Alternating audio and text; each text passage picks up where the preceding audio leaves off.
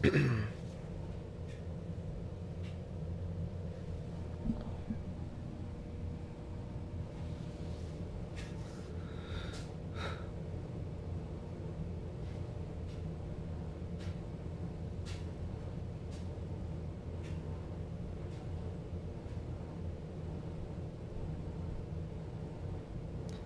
everybody, it's your boy Snyder1 with Snyder Elite Gaming, bringing you a Wraith analysis. That's right, we're going to be doing a breakdown for the character and pretty much giving you a bunch of good information in order to bring your Wraith game to the next level. And I'd like to start this video out with a shout out to my boy Blue Monster. You completely destroyed the enemy team the other night in our competitive matches, and he gave me some sick ass gameplay for Wraith to demonstrate how one mid laner can control the enemy jungle so devastatingly that you can make the other enemy jungler quit. Shout out to you, man. I appreciate the gameplay. So not only are we going to get some good gameplay in the background, but we're going to be able to get some good information on the character. Now, I want to start this video out with a definition. So there's been a definition on the social media about this character being the ranged fighter. I don't like this definition, and the only reason I say that is because there's a lot of young guys out there that don't capture what they're actually saying, and they start making some misconceptions and start building this guy like they're gonna go blow for blow with a Chimera or a Grux or a Fang Mao, and that is just not the way you're gonna make this character. This character is a 2 durability, meaning he is not a quote-unquote fighter. This man is something completely different, and it's something that we haven't seen before. So I'd like to change that definition today and pretty much quote-unquote say he is the next damage support, or aka the utility man. This guy is meant to be facilitating into specific team comps in order to bring utility to your guys' team fights in late game. That is his role. That is what he's meant to do. He's meant to lock down the mid and then give you guys more creative outlets for offensive maneuvers and defense. So with that being said, let's go ahead and I'm gonna say this. Picking this guy is, it comes at a cost, and whether or not that cost is worth it to you is completely your decision. I cannot make that for you, but I will make some points out so that you guys can make the right decision.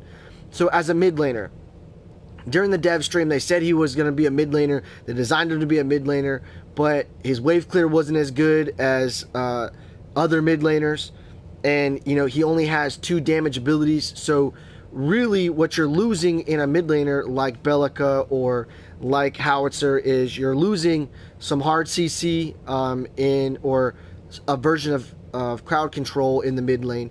You're losing wave clear, especially late game, because he tends to not be able to push waves under pressure, especially when they start stacking up and they become super minions and stuff of that nature. So you're losing your wave clear. You don't have your CC or crowd control like Howitzer and Bellica, and you're only as good as your utility. So if you're not using your utility for wards in key locations, contesting the enemy jungle, ganking people, creating escapes for your invisibility for your team, or creating engages for your invisibility, you're basically a glorified Kalari that's less effective because your damage output is just not nearly as good. So keeping that in mind, as a mid laner, you're giving up some things in order to facilitate that extra utility for the team. Now, off laner is also an option that has been stressed by a lot of people in the community, but this character has durability issues. He's only 2 durability. He literally has the health pool of a caster or even a carry, and it's just, with high levels of poke and the wave clear, it's very, very difficult to pull it off. Not saying it's impossible, because there are some people that can definitely do it. You just gotta understand your limitations and really, really maximize the potential of your character.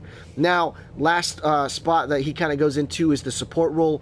And in the dev stream, they definitely said that it was an easy transition for him because his kit was super utility. He wasn't farming as well as they had hoped, and it was an easy transition. But if you put him there, you really lose out on a lot of qualities for your support. A support has hard CC, he has shields, he has health regen now, He has roots. He has all these different things that really turn the tide in a 2v1 match that he just does not provide. Mind you, he does have some unique utility because he does have a lot of poke damage, so you can take advantage of that in the lane.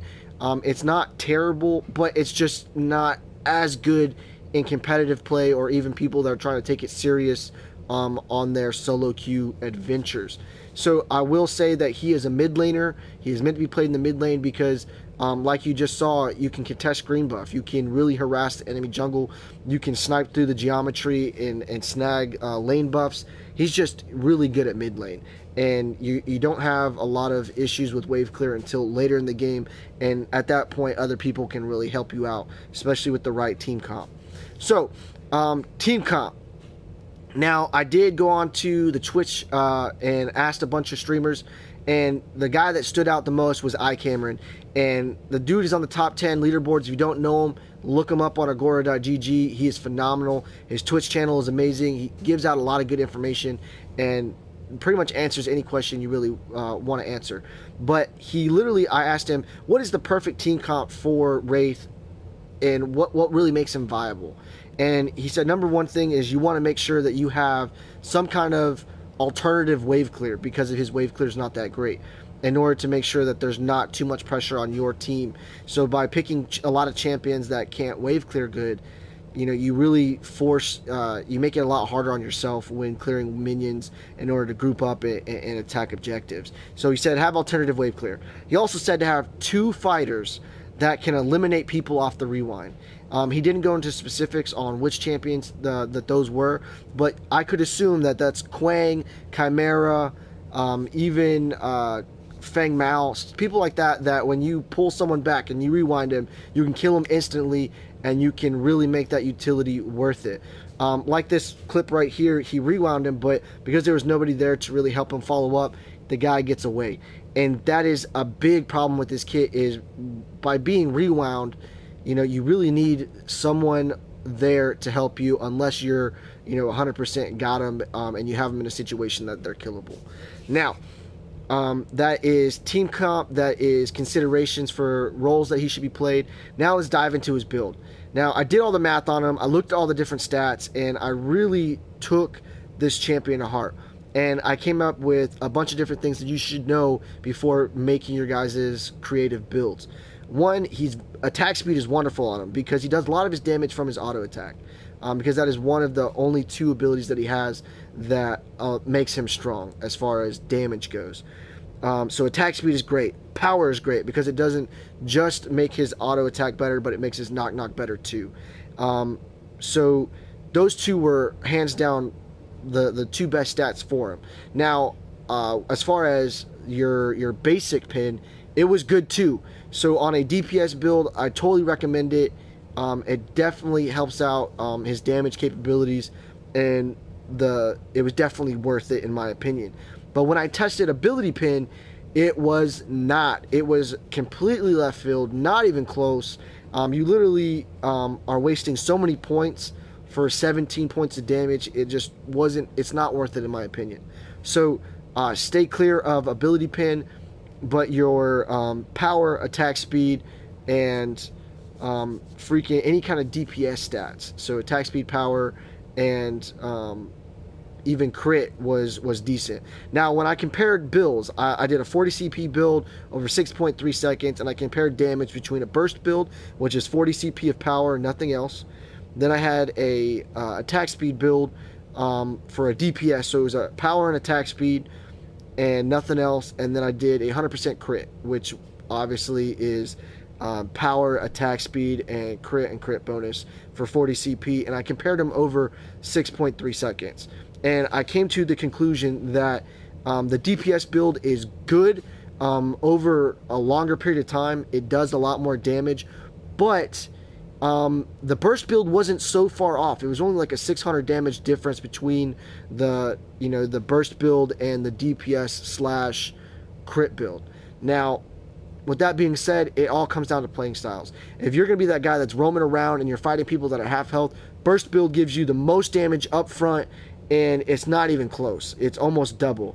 But you really start to fall into, you start to fall off damage-wise because you got to wait the 4 seconds for your knock-knock to come up. Which isn't necessarily a problem because, you're fighting people that are low health.